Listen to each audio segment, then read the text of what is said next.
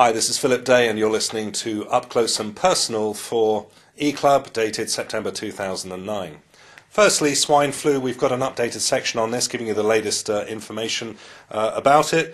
Acid alkaline tips for balancing your diet. The Food Matters crew have got an article here that covers some of the ground that we looked at in Health Wars, where if you are suffering from diseases of acidosis, then this generally indicates that acidic solutions are repelling oxygen, and so a lot of these diseases that we see in old age, such as arthritis, osteoporosis and cancer and diabetes and so on, are diseases of acidosis, lack of oxygen. Of course, that's what we see in cancer too. Hyperactive children given Q-jump passes. Only in crack brain Britain would you get a situation where kids or anybody who makes known that they are hyperactive when queuing for a fairground ride can in fact jump to the front of the queue, presumably because they cannot stand the stress of waiting. The babies born in hospital corridors. The lives of mothers and babies are being put at risk as births in locations ranging from lifts to toilets, even a caravan, went up 15% last year to almost 4,000. Of course, the NHS has struggled for a long time producing proper gynecological facilities for the British public, and this is because they treat childbirth as a disease. There is another way. It's called Nature's Way. Do pick up a copy of Vivian Clare Green's excellent book, Wellness, Our Birthright, which will give you the alternative. Next, epilepsy and magnesium. Epilepsy blights the lives of thousands. Magnesium is one of the elements most humans are short of. Dr. Andrew Saul puts the pieces together and shows how straightforward supplementation of this simple mineral can deal with a problem previously thought to be intractable. Gardasil researcher speaks out amid questions about the safety of the HPV vaccine. One of the leading researchers for Merck is speaking out about its risks, benefits and aggressive marketing.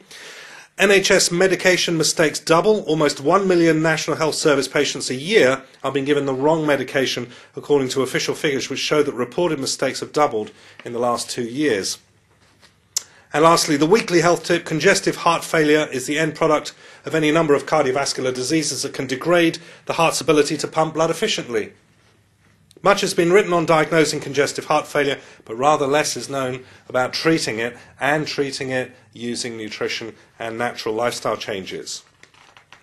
On the European side, Big Brother proceeds apace.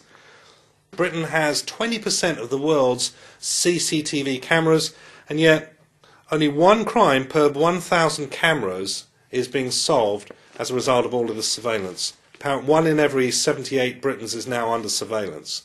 This is not good, and it's actually happened as a result of withdrawing from society the basic truths and tenets that served us for centuries.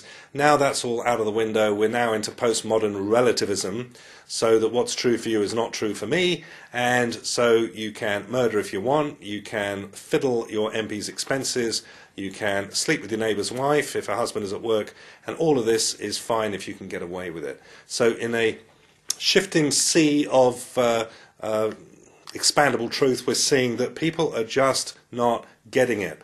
You can't run a society with laws. You have to run it with honour, decency and morals too. And yet those are the things that are being consigned to the wheelie bin.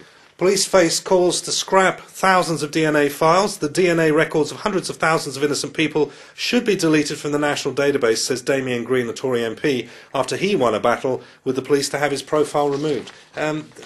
Again, the whole thing is, well, we can solve crime if we've got everyone's DNA. But how easy could you be fitted up for a crime? And don't say that can't happen either. Every home to pay $257 towards the next year EU budget. Every household will have to pay $257 towards the EU next year after Labour signed away much of Britain's hard-won budget rebate, and of course all the corruption that goes with it. So you can figure that about 10%, about £30 per household in Britain, will go on corruption next year in the European Union. So you can just reach into your pocket, pull out £30 right now, hand it to the European Union just for corruption. You won't get any benefits or services from it. It just disappears into the machine. Spotlights are now being banned. You know, they've done away with those incandescent bulbs, and now spotlights, you know, the ones that you've got recessed into the kitchen ceiling, they'll be banned soon. Following the axing of traditional light bulbs, new regulations have been drawn up by the European Union to outlaw energy-efficient directional bulbs, of which more than 200 million are sold every year. And no, you don't get a say in it, and it's all for the global warming scam. And that's about it. We are looking to start the UK tour in a couple of weeks' time. It's going to be fun, isn't it? Going out, we're doing some major stops in the UK. We are going to be doing Ireland. I'm also doing a day-long cancer seminar in Dublin.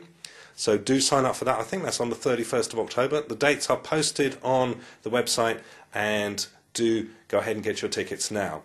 Also, just to let you know, the Summer Madness specials that we've been running throughout late spring and summer come to an end at the end of September. So we're going to do one more extravaganza starting next Wednesday, and this is going to be the last opportunity for picking up really cheap deals on things like water filters and various supplements, books and so on. So watch out for that. Let us know if there's anything we can do for you. Weekly health tips will continue to come out. Do get friends to join into the campaign for truth in medicine, and we've got those online seminars that are still available, one on cancer for 25 minutes, another one on simple changes. So if you know anyone who can benefit from these, do sign up for them. Other than that, have a great September, enjoy your autumn, and we'll see you next month. Bye-bye.